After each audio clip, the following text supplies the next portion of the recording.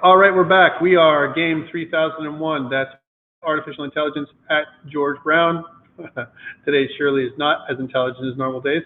And we are week 6, part 1 of our broadcast for Pathfinding. And today what I want to talk about is our lab that I kind of built for you guys, which is this template.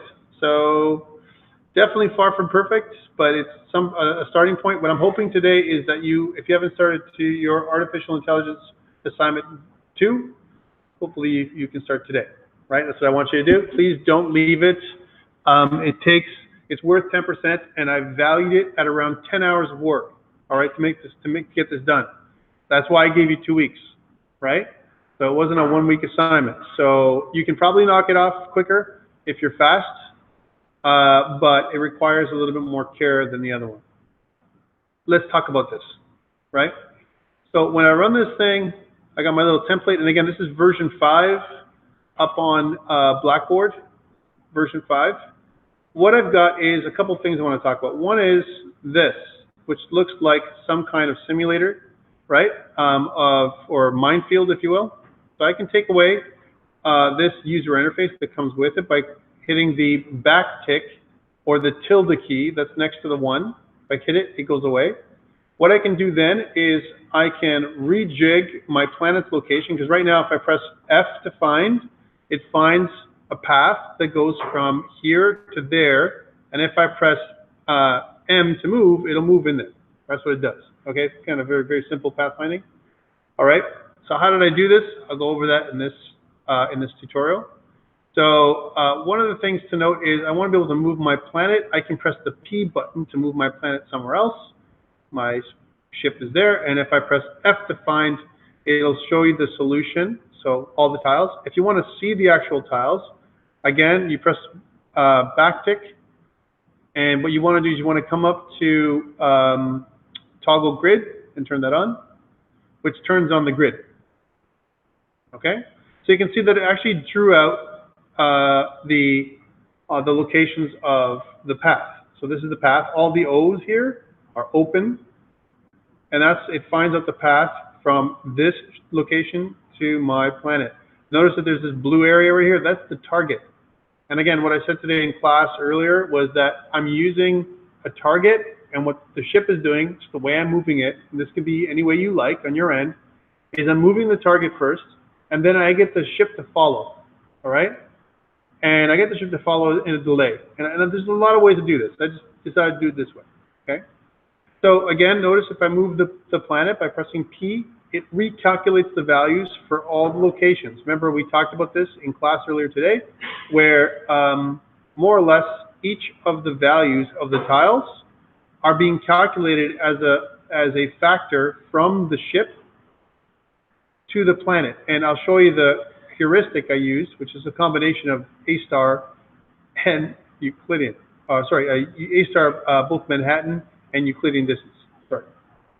And that's what this does. So it's kind of a weird way of calculating. Again, your goal for your assignment 2 is to use your own heuristic.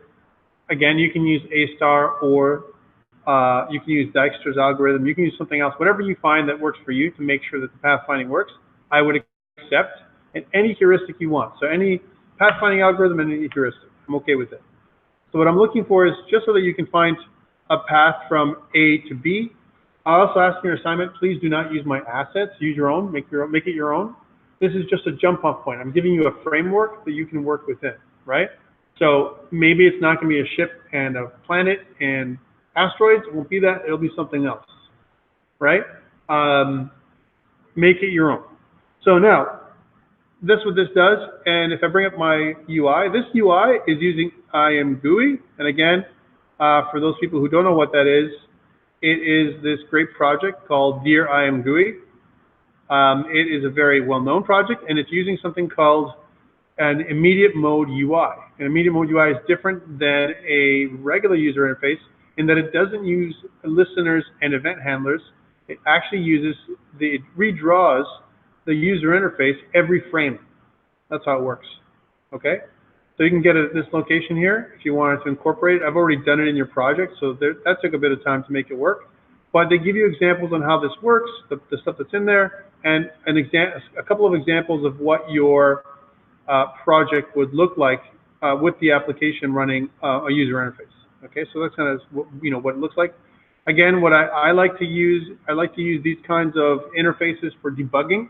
I think it makes it a lot easier for you when you can actually see the interface that you're using, so you can change something quickly in runtime and then have your changes be reflected immediately, as opposed to changing a hard-coded value inside your application, recompiling, rerunning everything over and over again, especially if you have a longer compile time. And sometimes in the real world you will, because you're going to be compiling a larger body of code.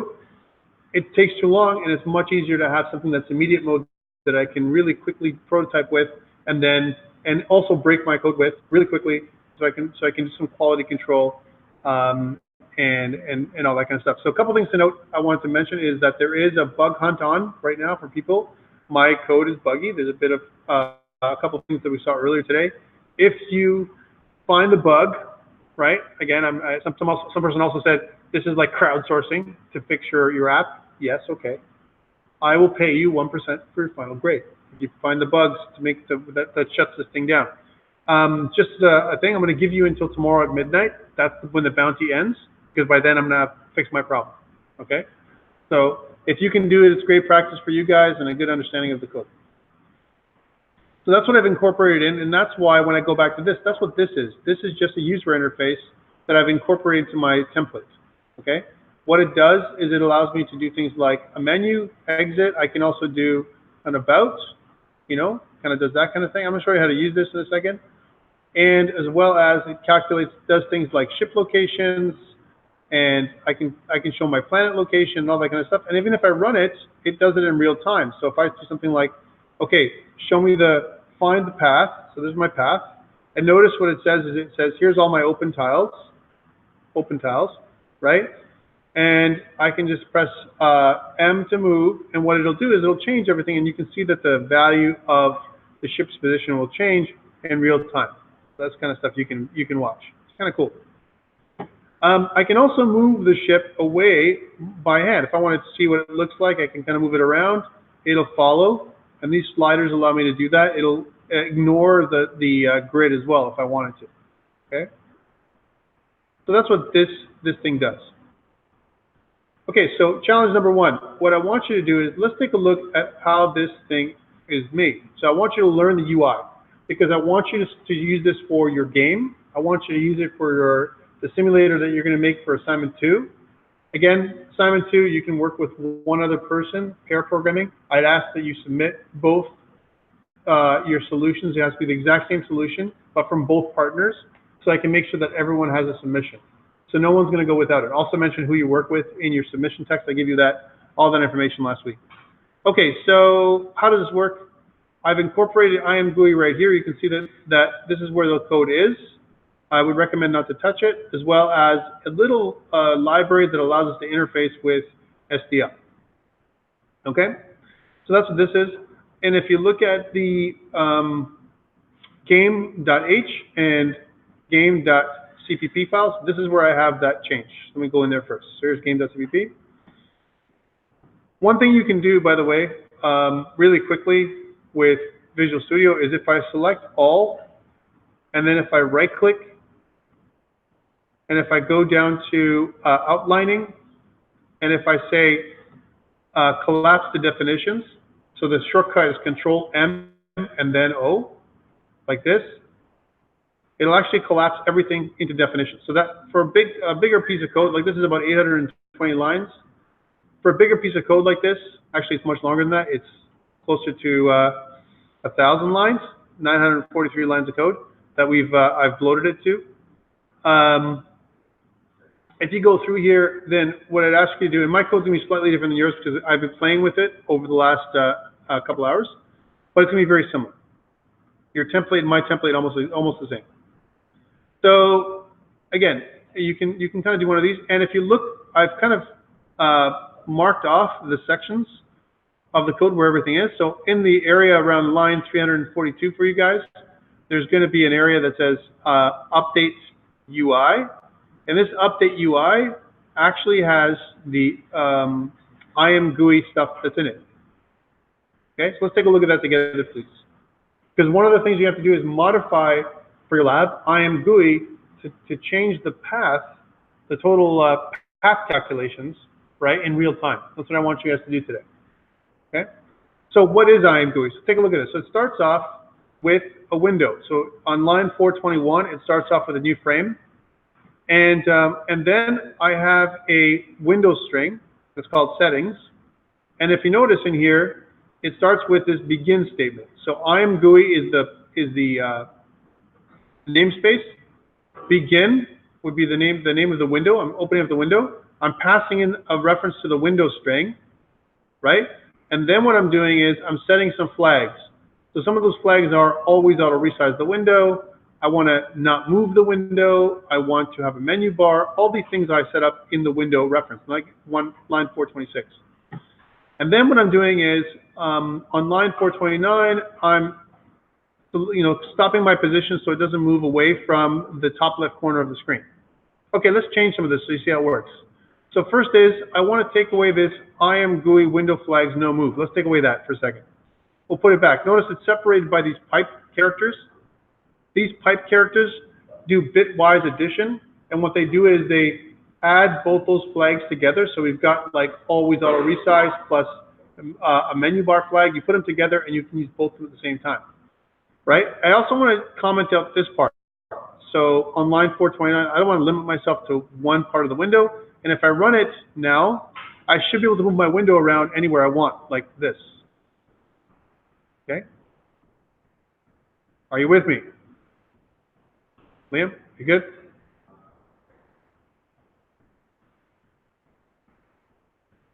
So yes, you're good? Yeah, so no, yeah, so if you take this 429 out, it'll pop in. If you don't take this out, it'll pop in there again, right? But if you take it out, it'll allow me to move everything. So if I put it back, if I put line 429 back, which is IMGUI set window position, you'll actually set it every frame. So if I do that, and I put it back, it's there, and if I move it, it pops back, like this. I don't want that. I don't want that. Even though either I don't have it, or it's always fixed. So that's why I had both those two things in there. So if I put the flag back, no move. Now it won't allow me to move it at all. So if I go back to the window frame, and if I run it, you can see now that I can't even drag it. It's not movable. So pretty simple. Next, if I go further down, I can see that there's a menu. So the menu, the way you start off is you say if. You always start off with an if statement in IMGUI begin menu bar. This means that, okay, if I go to the menu bar, I hover over it, and if I click on it, I should be able to see a file menu and a help menu. So these are the divisions. IMGUI begin menu actually creates a mini menu that goes inside the menu bar.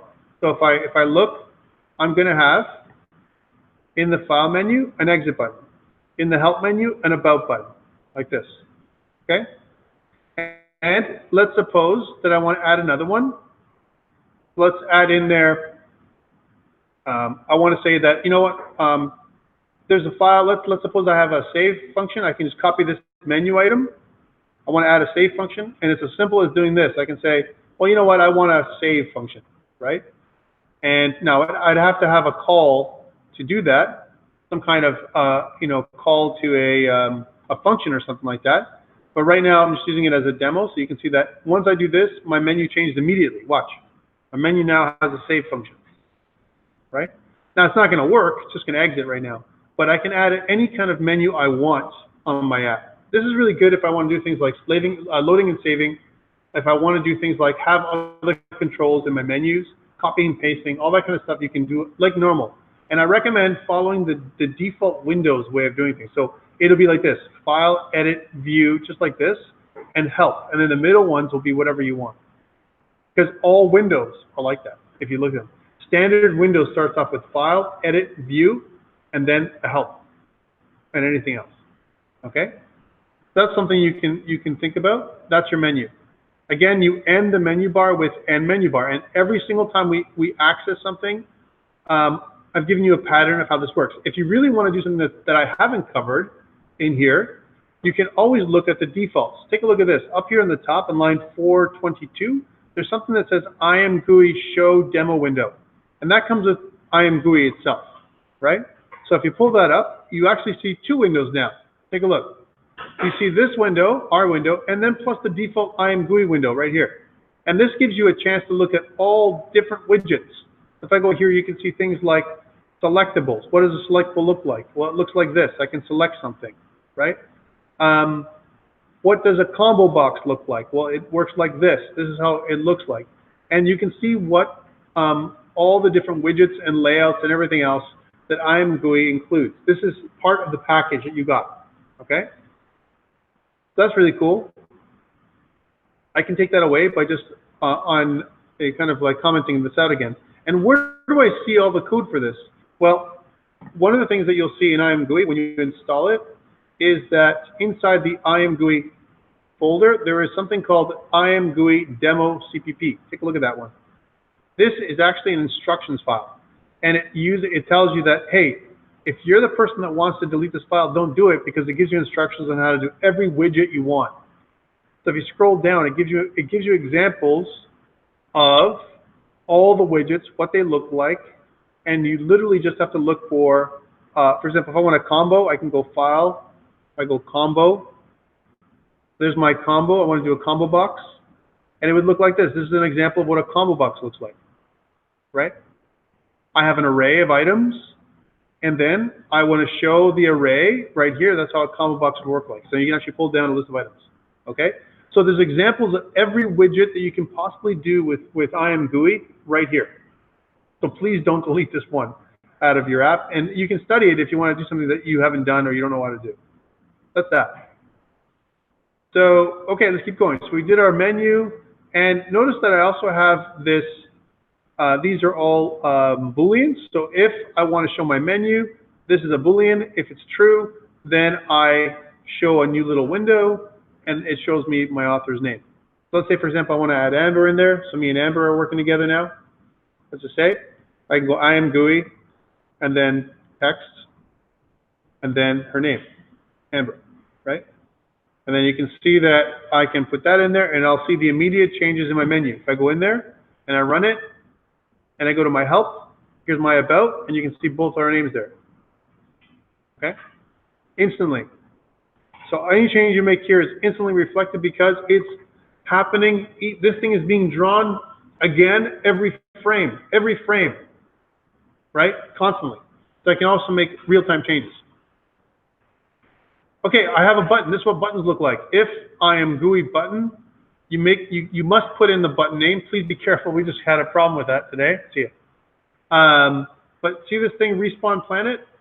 That's the name of the button. These must be unique, each of the button names, right? When you make your buttons, the button, and then you can see the function I'm calling. So when I respawn my planet, I call the respawn planet function, and then I also disable my move along path script. So again, if I wanted to add another button, let's make a new button together. So I'm going to say if IMGUI button, and then let's call this Tom's button. Yay! Tom has a button. And then I'll just do a C out, right? That says clicked. I clicked my button. There we go. And then we'll end line. Okay. Oops. If I can do it probably. There we go. All right. So there we go. So C out, clicked. Every time I choose my button. Let's see if this button appears and where it appears, first of all. Now notice I just put it up here with no care. I just kind of put it in there, right? If I run it, you're going to see that it's going to appear above all the other buttons, like here. Why is that? Because each button by default appears on its own line. If I want it to appear in line with everything else, then I need to use the same line modifier, which is right here. There it is. IMGUI same line.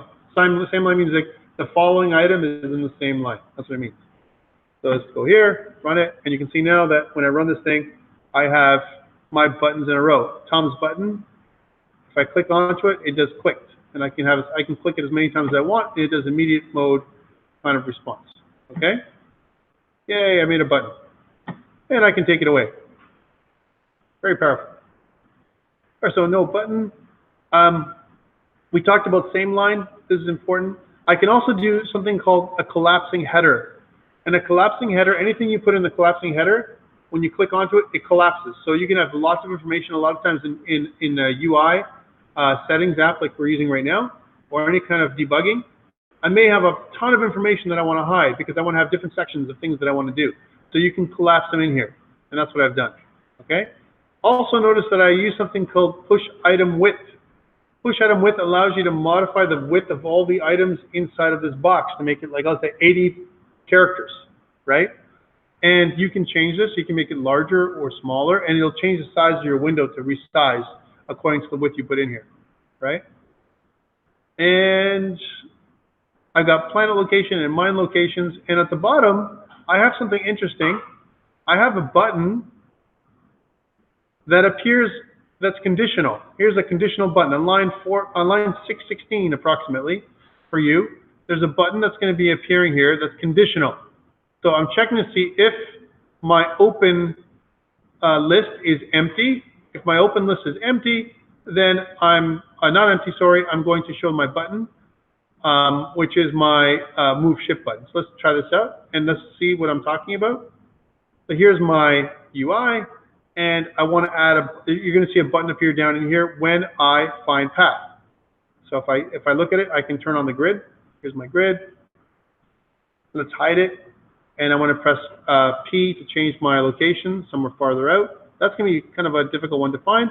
And then press F to see if I can find it. I found my location, right? And if I go back to the grid, to the tool, you can see now that there's a thing that says move ship along path. And move ship along path didn't exist until I found a path. And now that there's something in there, I can click move ship along path, and it'll just move my ship slowly, slowly, until it gets to where it has to go. Okay. Now, one thing to note about this, right? I mean, it's very flexible, but you got to follow the rules. And earlier today, in the previous section, I didn't follow the rules and we had a bit of issues, but don't worry, I'll go through everything with you. Challenge, first challenge. I want you to be able to turn off the grid with a button, right? Not a button up here, I got that, but actually like a key press, right? Because I want to be able to turn off the grid with a key press. How do I do this? Anyone have an idea? Yes. Sorry? Yeah, so I have my inside here, I have something called a input handler, right? And I believe it's called handler. There's my handle events, my handle events function. And on the bottom, where it's around the bottom of your code, starting around 820, you're going to see a bunch of keys. What I want you to do is make a key to rejig I want to see my grid. Let's use the G key. When I press the G key, I want to see my grid. And when I press I've already the P key changed my planet. My M key moves my ship around. You know, my F finds my path. And I'm telling you all this stuff because you guys should set up some kind of debug buttons that later on you will remove when your application is working properly. When your game is working properly, you can take those things away. You don't want the user to accidentally turn on debugging, all right? You can take all that away. But it's for our trial. So again, so if you want to add a button, I want the G button to turn on the grid. So again, hints on how to do that. Remember that I turn on the grid, I toggle the grid way up here in my UI. So up here, I have a button for this. It's called toggle grid, and you've got the code. So I want you to take this code and make a key press out of it. Why am I asking you that? Because some people came to me and said, I really don't know how to use your input handler. And I'm like, really? It's week 6. You guys should know how to do that by now. So how do we do this? Any clue? Anybody have a way of doing this? I want to take this code. I want to make my own keyboard press. How do you do it? Manual?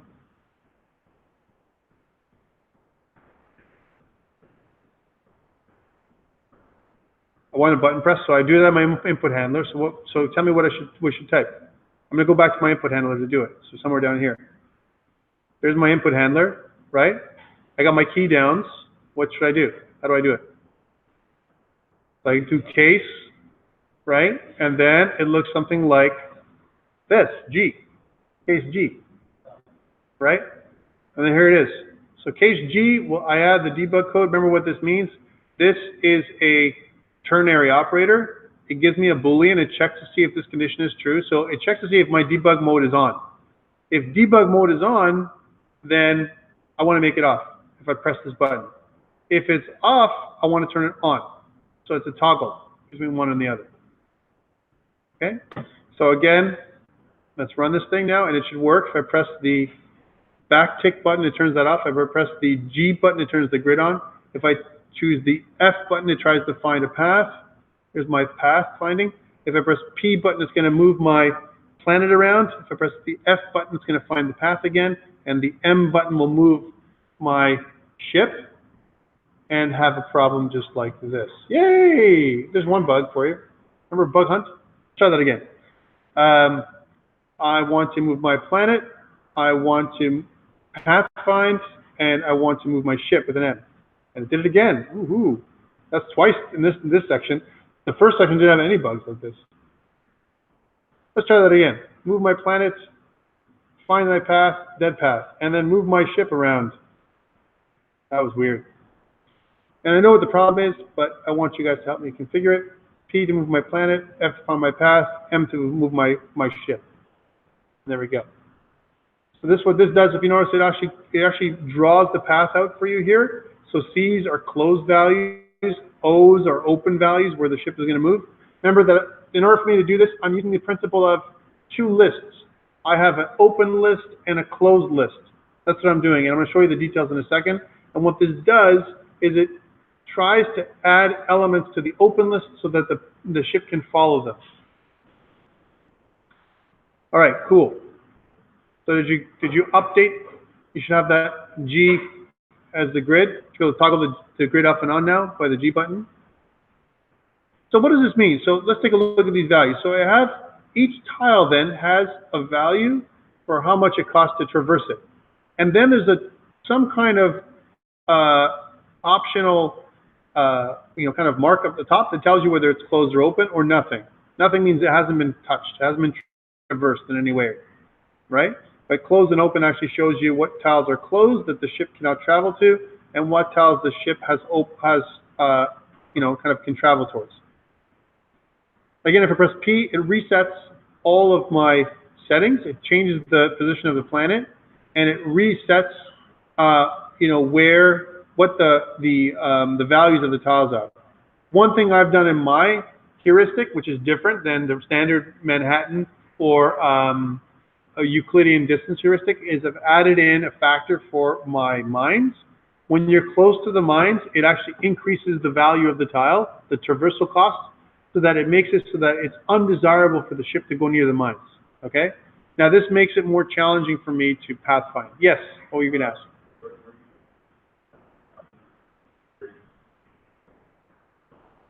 The buttons? How do I toggle the menu? Oh, so if I press the tilde button, it comes up. You mean this thing? No, I mean the code for the buttons? It's under, if you look further up, it starts at around line 478. This is the code for the buttons.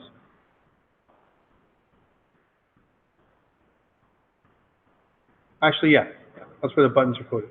But the whole code for everything is around, for IMGUI update, is around 418. Again, this is called every frame. Okay? How do I move my ship around? Now notice my ship is staggered. I move my ship first. Sorry, I move my target first. You saw it, the blue the circle is target, and my ship follows, right? And I do that, in order for me to do that, what I've done is I'm passing along the frame rate from my main. So main, if I look at main, you can see that main is where my main game loop is happening, right here. This is where the game loop is going on, right? And what I'm doing now is I'm counting frames. I'm saying hey, every loop counts a frame and pass this into my game instance. Right, so it does. So it passes frames into my game instance. I've created this set frames function, which is different than last time. And as it passes in here, I can use it, right? Because basically this is like a beat of a drum for me. Every time the drum beats, it's a frame, right? It goes forward. So again, at the top of my code, where I use things like find shortest path or move along path or whatever, it will use that to move. And a good example of this is in my update function. So if I look at the update function, my update function says this. Here's my update function, line 783. I sit there and I say, okay, well, if the move along path is true, that means if I press the button to move my ship along the path, then I want to call this thing that says move ships along path. So if I go to that definition, you can see that the move ships along path, what it does is it takes the number of frames, divides them by 20, and says, hey, if there's no remainder, that means every 20 frames do this. If I want to move the ship faster, then I can just reduce this number to something small. Like, for example, let's say I said every 8 frames. I want to move every 8 frames, I want to move the ship. So I can stagger it this way. And in fact, I can even take this away and maybe move it every frame if I want. But let's go back. So if I want to move the ship, I can take away this. I can kind of reposition the planet, find a path. Hey, this is my first error, my first bug hunt. First time this happened. Take a look at this. I want to find the solution for this error. Right? This is the first one. People were asking me, I can't recreate the error. I just did it.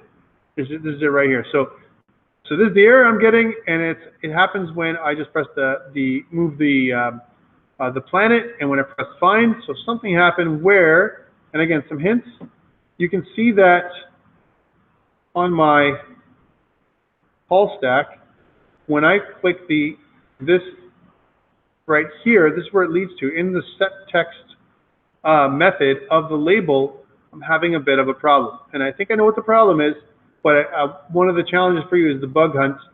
Fix the bug, get your 1%. What is the problem here? Why is this an issue? What's wrong, right? Okay, so that's cool. Let's rerun this thing. So again, what I meant to do was, again, what I wanted is toggle this off, hit the player change. Let's change this ship to another location, right? Press F to find the path. It says dead path. It means you can't find a path because of the way I've configured everything. I want to move along the path, and you can see now that it's moving way faster, right? Because I've reduced the frame rate. Let's find the path from here. Hey, this is my second bug. I knew this was going to come. And again, it's right at the same location. So it's pointing to line 52, where I'm saying I want to take font ID, and I want to make it equal to this font name stuff. Where am I getting font name from? What is font name? And if I was to look at that, if I go to go do definition, you can see that font name is a string, and I'm assigning one string to the other. So font ID is also a string, right? Again, if I go there, you can see the font ID is a string, and I'm just assigning one thing to the other. So why would this cause an error, right? Or is it this that's causing the error, or something else down here? So this is your challenge. So this is something you have to find out what the problem is. Okay, so let's go back and let's rewrite that. Just going to go back into restart the app. Here we go. Again, what I want is I want to respawn the planet, and I want to find the path. I found the path. Here it is.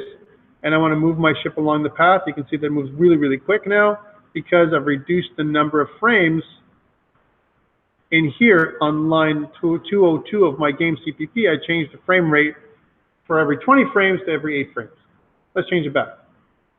This just makes it a little bit slower so we can see it. Okay, so what is it doing? What it's really doing is it's saying this. Take a look at the path length. If the path length is less than the size of my open list. So remember what the open list is. Who remembers what that is? Open list. I have an open list and I have a closed list. What are they for? Yeah. Is it what? That's where the path is being stored. My open list is where my path is being stored, right?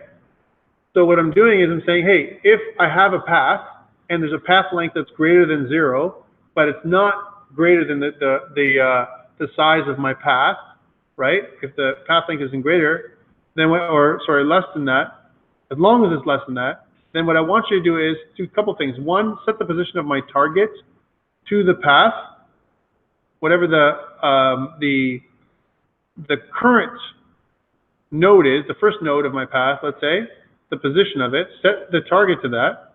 Then what I want to do is I want to set the tile of my ship so that it reflects where it is on the path.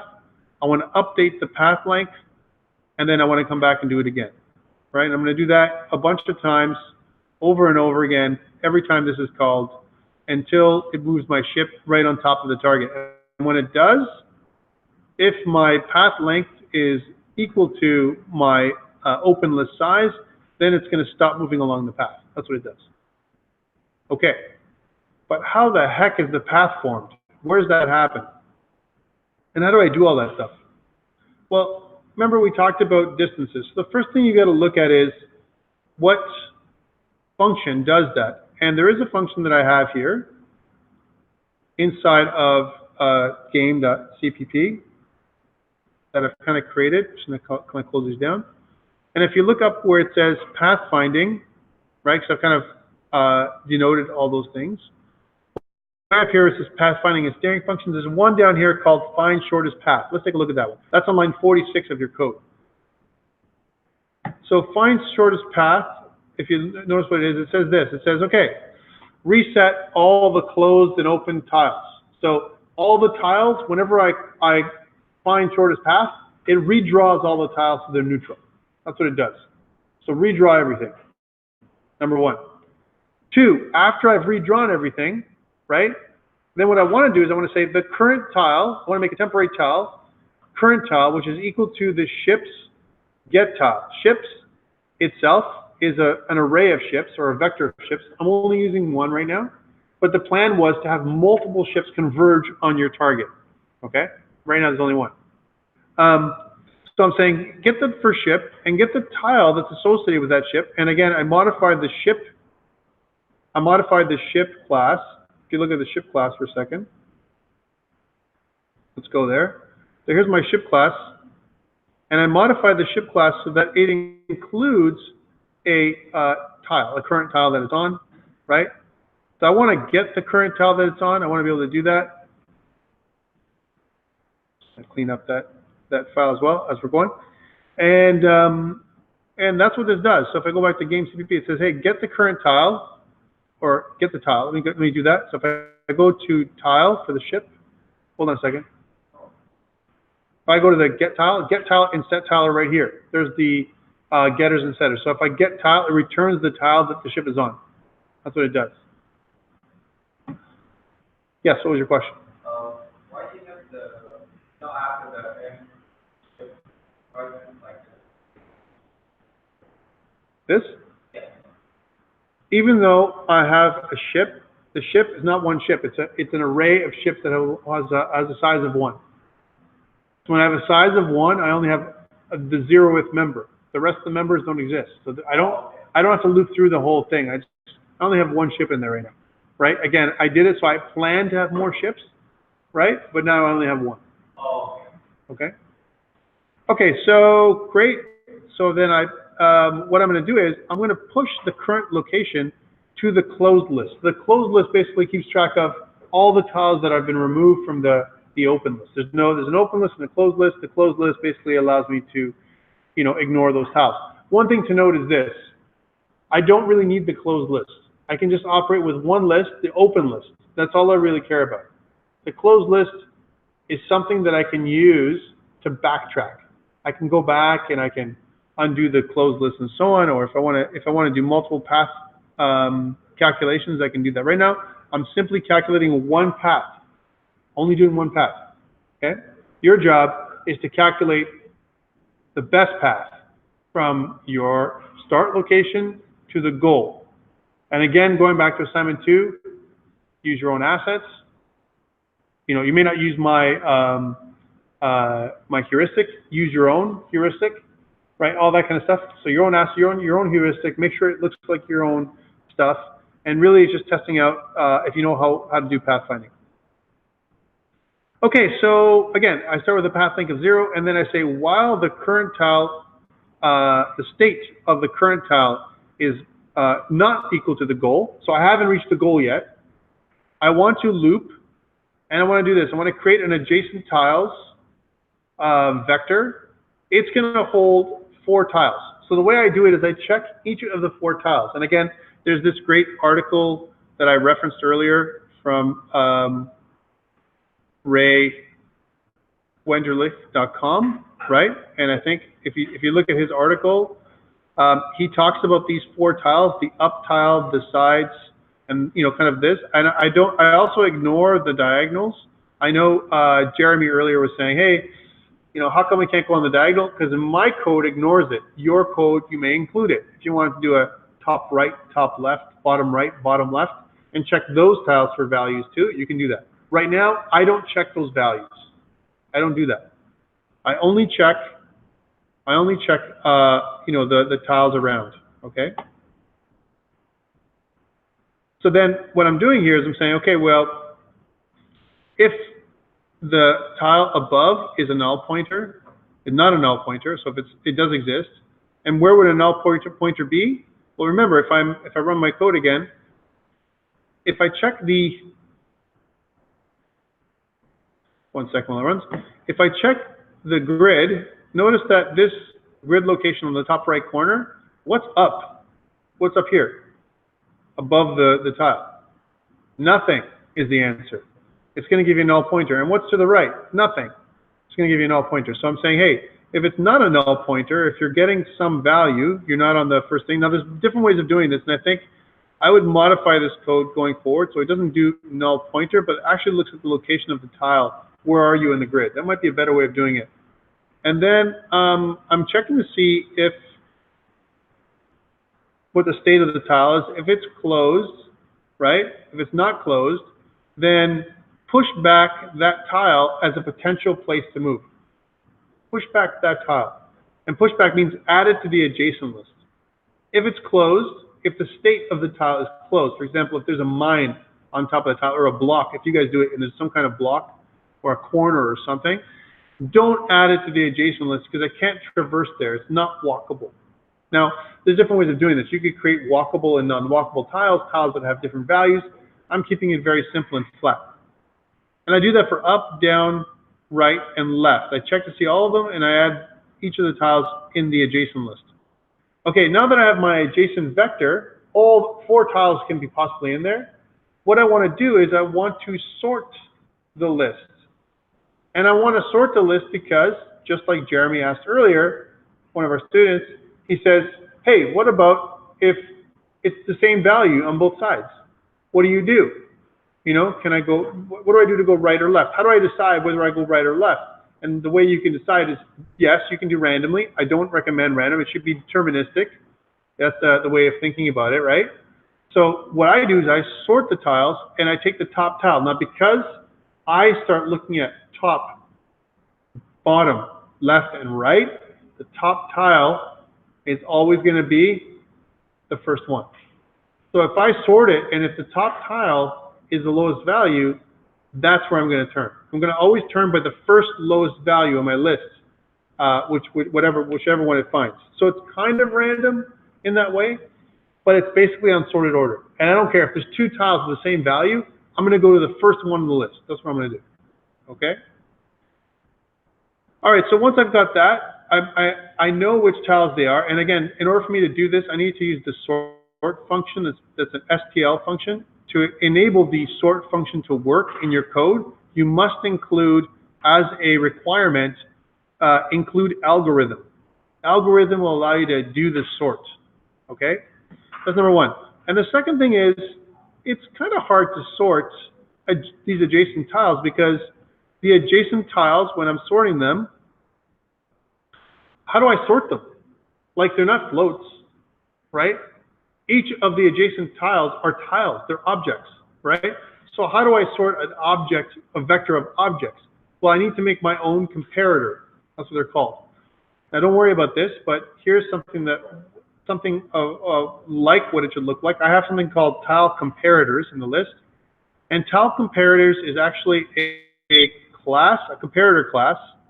And what it does is it uses this operator overloading to return a Boolean. So the Boolean operator overloading, and I compare tile A and tile B, but I'm actually comparing the values of the tiles. That's what I'm doing. I'm saying compare value A with value B.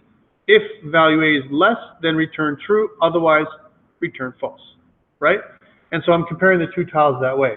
But you need the comparator because it's an object. It's not, you know, a series of floats or ints or something else like that, okay? So that's what this looks like. That's the sort function. And when the vector is sorted, it's sorted for good. And you can't do that with, for example, an array so easily. An array would have to be manually sorted. Values have to be taken out of it. It have to be swapped with a temporary variable and then swapped back. Here, you know, it's a little easier. Again, some would argue that vector is a little bit fat for what we're doing, but it's okay. Okay, so let's take a look at this. So now that I've sorted the list, I want to go through each of the tiles on the list, starting with the first one. And if it's the first tile, what I want to do is I want to say, well, guess what? The current tile now is the first tile in the list because that's the one I'm going to take. It's going to be part of my open list. Actually, what I do is I push it back to my open list. That new tile now is moved over. And now that's my current tile. So current tile refers to the current tile in my path, which is the one that I'm picking to go to the next place, the next place, the next place. I keep doing that over and over again, right? And then the current tile, I'm gonna change the label to O, mean open. That's what it means, the tile that I'm walking on. I'm also gonna change the state of the tile that I'm looking at to, as long as it's not the goal, so I haven't reached my goal yet, I want to change the current tile to closed. So wherever I was before, shut it down. I don't want to go there. Okay, good. Next, I print it out. So when I do this thing, so this goes out to the console. If I print this out, you can see that when I have my find path. Oh yeah, oh I'm getting this a lot.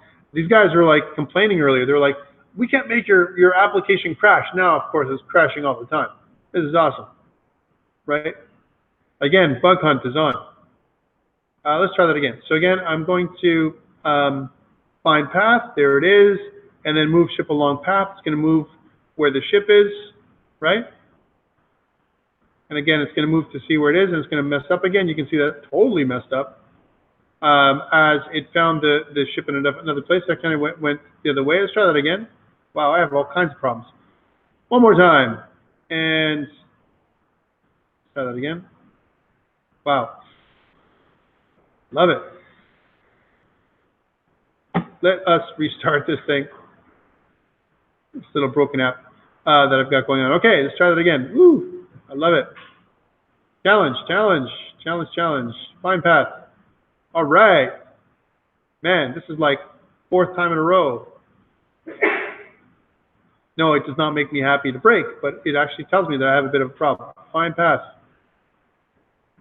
Wow, this is happening consistently now. So what is happening when I'm finding the path? Let's take a look at that. So my grid, here's the ship, here's the thing. I want to find the path. Somehow it works now. And let's go. There it is. Going to march along the path until it goes to the plan. Now, why didn't it go this way? Well, because if you notice up here, I made a determination for the tiles that if there's 2 tiles next to each other, the value of this tile is going to be higher to prevent the ship from nearing the tile. So it actually creates an artificial block that makes the ship go this way. That's all I did. So these values here come from this line right here on line 93 of the game.cpp file. That's where it comes from. Okay? Else.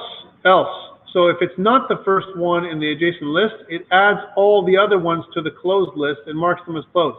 So again, going back to my diagram, if I choose that this one, the top one, is the lowest cost, then I put these 3 inside the closed list and mark them as closed. I can't go there anymore. They're done. Right? They're not part of my open list anymore. Okay? Now, that's okay. But what it does is sometimes it makes me get stuck, okay? And I'll talk about that because just like you saw, plus the errors that are just appearing in a great number right now. Let's see if I can do that again. Find path. Oh, I thought it was going to crash again. And if I press move shift to path, you can see that it's a pretty straight path that goes there. But what if I respawn my planet here, down in here? Is there a path from here to there? Let's take a look. Here it is. But notice that I'm getting dead. Why? It's getting caught in here probably. Let's take a look. Let's take a look what's happening. Exactly what I thought. Look, it goes 39, 36, 33. That's the lowest one, right? Then it goes 33.9, right here. Here's 33.9, and it goes, uh-oh, and then 40. It doesn't want to go down here where it says 84. It's too low. But it's okay to go here because this is the next path, and it can't go back because this path is closed. These things, even though they appear open, remember I closed them off afterwards because I don't want the ship to backtrack. However, now that I'm here, if I move my ship there, I can always try and find path again. So find path. This time it found a path. It's pretty long. It goes down around this way and comes down. Let's move the ship there. So what it should be doing, if I was doing multiple times, when it finds a dead path, it tries to go again. That's what it should be doing. And your code should work like that. Your code should try and find, if it kind of loops into a dead path, it kind of loops around and comes out of it, right? My code stops. It only does one search. Okay, your code, I'm asking you to do as many as you need. Okay, so that's what it does. So that's what this does. It kind of marks everything as closed, the other 4 tiles. Then it clears the adjacent tile list, clearing. Remember what it does with vectors? It removes all the elements from the vector and leaves the list empty. So it's ready for the next one. Okay? I increase my path length and I say, look, if my path length is greater than 40, guys, that means like it's only 20 tiles wide by 15 tiles high. So if it goes greater than 40, that means it's gone all the way to the right and all the way back to the left. Like something's wrong, right? And that's why I end the path if it goes to greater than 40. All right, cool. That's what this does, but how do I get the values for the tiles? This is where you have to figure this out. So if I go back, let's take a look at the Solution Explorer. And if I look at the tile.h, remember last time I talked about making them a little smarter. What I've done is I've created this little enumeration that allows me to change the tile state: open, close, start, or goal. Those are the ones I'm using.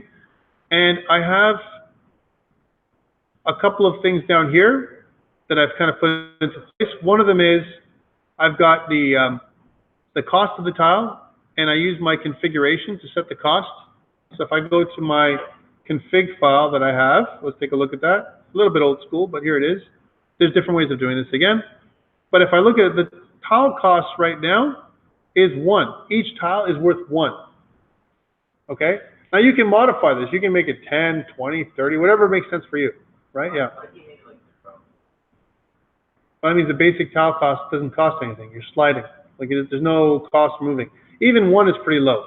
Like for example, if I change the tile cost to 10, here's tile cost of 10. And if I was to run it again, you'll see the values are much higher now. Let's take a look. So when it builds, finally, and I press G for the grid, you can see now that I've got tiles in the 60s and 50s. Before I didn't have that, right? So you can see that around my planet, it's around 14s. And then do I have a path? Let's press the F key, I have a path, right? And then if I press the M key, it's going to do the same thing. It doesn't really help. It just changes the scale of my tiles. Now, what it does do, if I made it a bigger value, right, is it competes with the value that I've set for my tiles here, right? So, for example, anything next to a mine gets extra value, right? So again, if I was to move my planet around, move it like that. Let's move it again. So somewhere where it's going to be a little trickier to get to. This is a tricky area to get to, right? Because now, here's my ship. You can see that my tile to get there is 4. Do I have a path, right? So again, I press F to find a path, and it says dead path. Why? Because it went kind of here, and then it was like, uh-oh, I got nowhere to go. Let's try that again.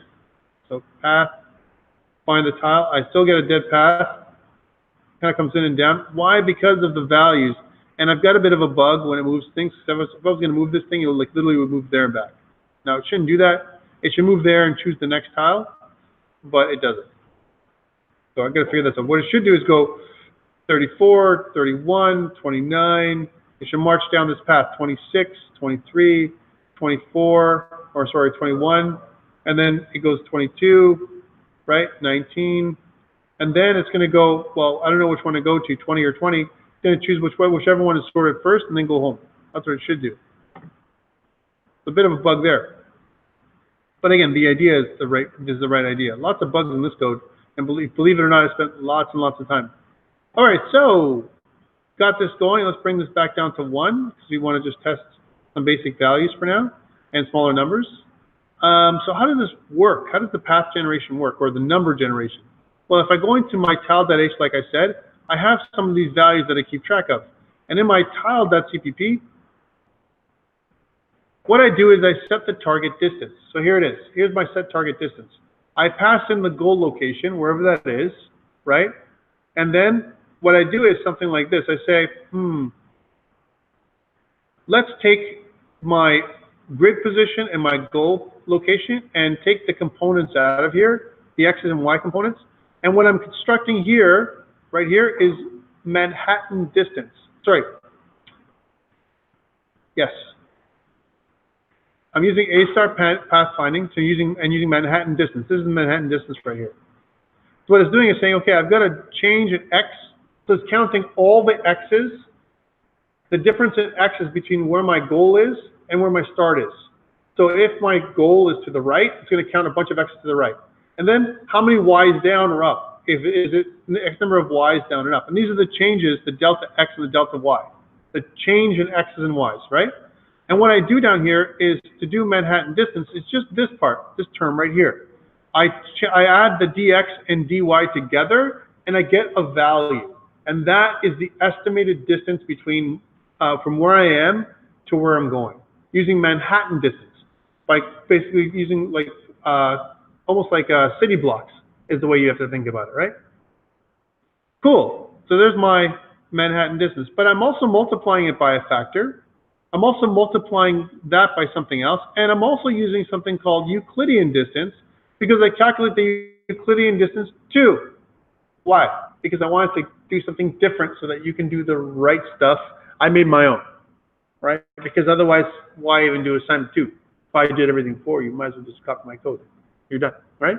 So you have to modify your heuristic. The heuristic is basically all this stuff that I've got above here, so that it works for you, so pathfinding works. And you don't need to use more than one. Like one of these is okay.